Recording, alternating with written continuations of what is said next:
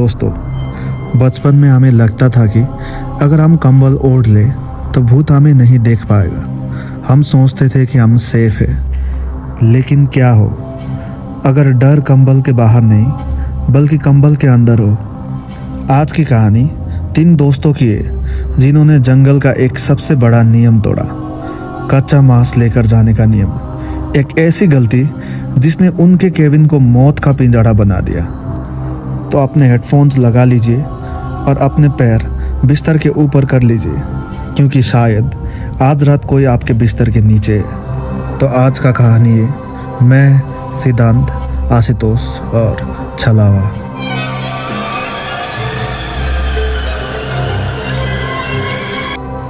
पहाड़ों के अपने नियम होते हैं और उन नियमों को तोड़ने की सज़ा मौत से भी बदतर होती है।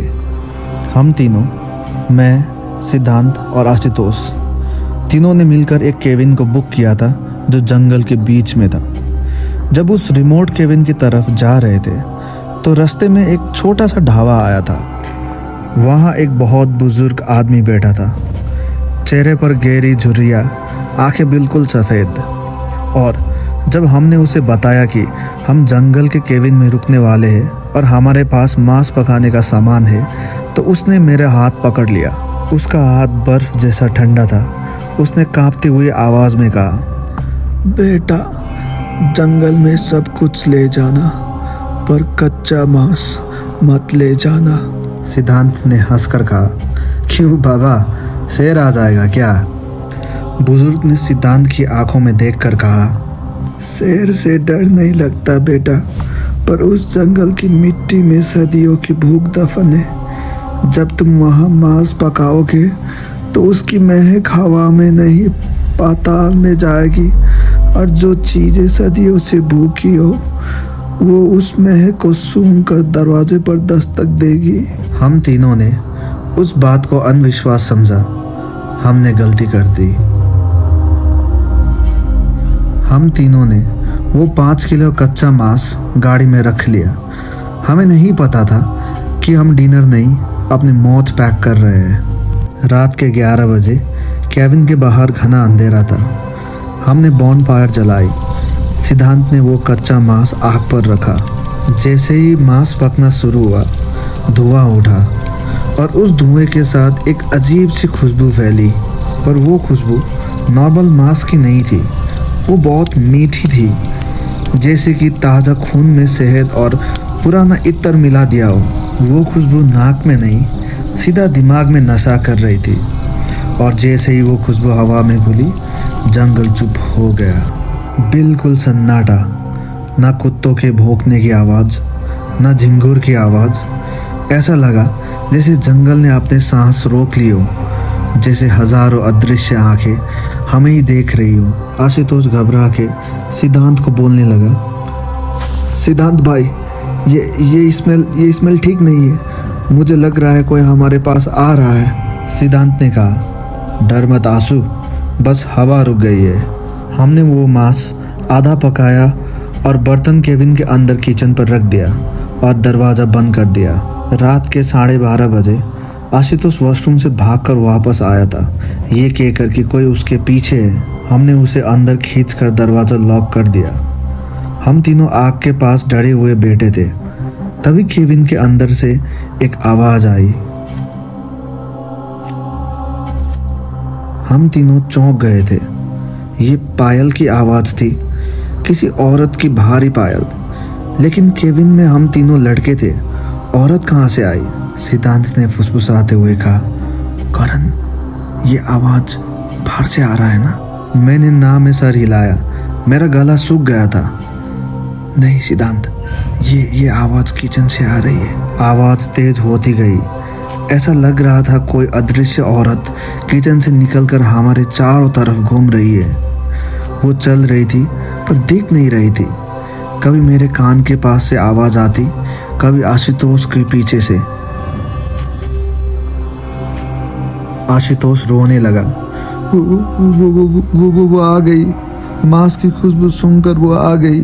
और फिर अचानक लाइट चली गई। फायरप्लेस की आग भी बुझने लगी। घना अंधेरा, और अंधेरे में पायल की आवाज हमारे बिल्कुल करीब आ गई। जैसे किसी ने गुस्से में पैर पटका हो। डर के मारे हमारी सांसें अटक गई थी। सिद्धांत चिल्लाया, ब्लैंकेट में छुपो जल्दी। हमें लगा शायद ये कोई भूत है जो हमें देख लेगा। हम तीनों सोफा से नीचे उतरे और ज़मीन पर बैठ गए। हमने एक बड़ा सा भारी ब्लैंकेट अपने ऊपर डाल दिया। अंधेरा, घुटन और गर्मी, हम तीनों एक दूसरे से चिपक कर बैठे थे। हमारी सांसें बाहर सन्नाटा था। थोड़ी देर बाद हमें ब्लैंकेट के बाहर चलने की आहट सुनाई दी। पायल की नहीं, अब भारी कदमों की आवाज़ थी। नंगे पैर कोई चल रहा था हमारे बिल्कुल पास। वो घूम रहा था हमारे ब्लैंकेट के चारों तरफ। सिद्धांत ने मेरा हाथ इतना जोर से पकड़ा था कि खून रुक गया था। फिर वो कदम रुके मेरे सर के ठीक ऊपर, और फिर कोई नीचे झुका। मेरे ब्लैंकेट के ऊपर से किसी का चेहरा महसूस हुआ।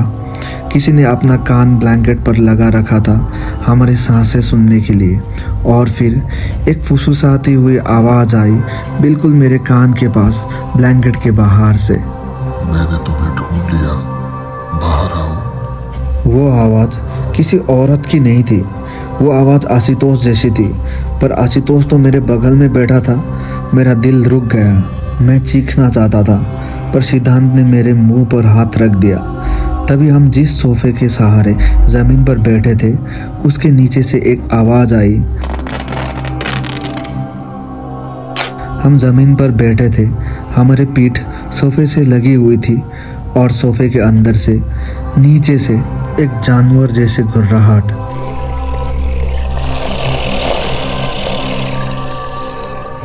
और फिर सोफे का गद्दा हिलने लगा, जैसे कोई नीचे से ऊपर आने की कोशिश कर रहा हो, जैसे कोई गद्दा को फाड़ रहा हो नीचे से। हमारे पीछे से धक्का लग रहे थे। सिद्धांत चिल्लाया, भागो यहाँ से। हम ब्लैंकेट फेंक कर उठे और रूम के दूसरे कोने में भागे। हम कोने में डूबके हुए गन तान कर खड़े थे, लेकिन कमरे में कोई नहीं था। सिर्फ अंधेरा था, और पूरे कमरे में हंसी गूंजने लगी। वो हंसी दीवारों से आ रही थी, छत से आ रही थी, और इन सब के बीच आशुतोष, वो अब हमारे पास नहीं था। वो किचन काउंटर के पास खड़ा था, अंधेरे में। सिद्धांत ने टॉर्च मारी। आशु, तू वहाँ क्या कर रहा है? टॉर्च की रोशनी आशुतोष पर पड़ी। वो उस कच्चे मांस के बर्तन के पास खड़ा था। वो बर्तन खाली था। पूरे 5 किलो मांस गायब था, और आशुतोष, उसके मुंह पर, उसके शर्ट पर ताज़ा खून लगा हुआ था। वो हमारी तरफ घूमा। उसकी आंखें खाली पड़ चुकी थी, और सिद्धांत कांपते हुए कहा, आशु, तूने वो कच्चा मांस खा लिया? वो आशुतोष हंसने लगा। उसके हंसी में वही पायल की आवाज़ मिक्स थी। भूख लगी थी सिद्धांत, तुमने ही तो इनवाइट किया था। मीठी खुशबू। मेरा दिमाग घूम गया। वो पायल, वो ब्लैंकेट की बाहर की आवाज़, वो घुर्राहट, वो सब ये कर रहा था। ये आशुतोष नहीं था। ये वो चीज़ थी जो मांस की खुशबू सूंघ कर आई थी। सिद्धांत ने रोते हुए पूछा, मेरा भाई कहाँ है? असली आंसू कहाँ है? वो छलावा आगे बढ़ा और बोलने लगा, असली आंसू वो तो कब का दरवाजे पर दस्तक दे रहा था, तुमने खोला ही नहीं। वो बाहर ठंड में मर गया, और मैं मांस खाने अंदर आ गया। हमने दरवाजे की तरफ देखा। बाहर सन्नाटा था। मतलब जब हम पायल और विस्पर्स के डर के कारण से ब्लैंकेट में छुप गए थे, तब असली आशुतोष बाहर अपनी जान की भीख मांग रहा था। हमने अपने भाई को मार दिया। सिद्धांत ज़मीन पर गिर गया। वो छलावा हमारे तरफ बढ़ रहा था। सिद्धांत उठा और मेरी तरफ भागा। उसने मुझे टाइट हग कर लिया। ये हग कुछ अलग था। ये अलविदा कहने वाला हग था। सिद्धांत मेरे कंधे पर सर रख कर फूट फूट कर रोने लगा। करण, मैंने उसे मार दिया। मैंने दरवाज़ा नहीं खोला। मैं कैसे भाई हूँ? मैं कैसे इंसान हूँ? मैंने कहा, सिद्धांत गन चला। सिद्धांत ने मुझे छोड़ा। उसकी आंखों में अब आंसू नहीं, आग थी। और फिर बोलने लगे, गन से ये नहीं मरेगा करण। इसने आंसू की बॉडी ली है। मैं आंसू की बॉडी को शैतान नहीं बनने दूंगा। सिद्धांत ने पास रखा केरोसिन का कैन उठाया और खुद पर छिड़क लिया। थोड़ा केरोसिन उसने उस छलावा पर भी फेंका। भाग करण, खिड़की से कूद जा। मैं खिड़की की तरफ भागा। पीछे से सिद्धांत ने लाइटर जला दिया। आग लग गई। सिद्धांत उस छलावा से लिपट गया जलते हुए। मैं भाग गया, मैं बच गया। और फिर बाद में पुलिस को वहाँ सिर्फ राख मिली। आज 2 साल हो गया है। मैं नया शहर में हूँ, लेकिन क्या मैं सच में बच गया हूँ? हर रात ठीक 3 बजे मुझे मेरे फ्लैट में कच्चे मांस की महक आती है और फिर मेरे बेड के नीचे से एक आवाज़ आती है और फिर पायल की आवाज़ और फिर कान के पास आशुतोष और सिद्धांत की मिली जुली आवाज़ फुसफुसाती है। करण, ब्लैंकेट के अंदर आ जाओ, हम यही हैं, हमें भूख लगी है। मैं पूरी रात ब्लैंकेट के बाहर बैठा रहता हूँ लाइट जलाकर, क्योंकि मुझे पता है असली डर ब्लैंकेट के बाहर नहीं, ब्लैंकेट के अंदर है। अगर आपको कभी घर में अचानक मीठी खुशबू आए तो कुंडी मत खोलना, शायद वो आपके लिए आए। Thank you. तो दोस्तों, आज के लिए इतना ही। अगर हमारे वीडियो अच्छे लगे तो हमारे वीडियो को लाइक कीजिए और चैनल को सब्सक्राइब कीजिए।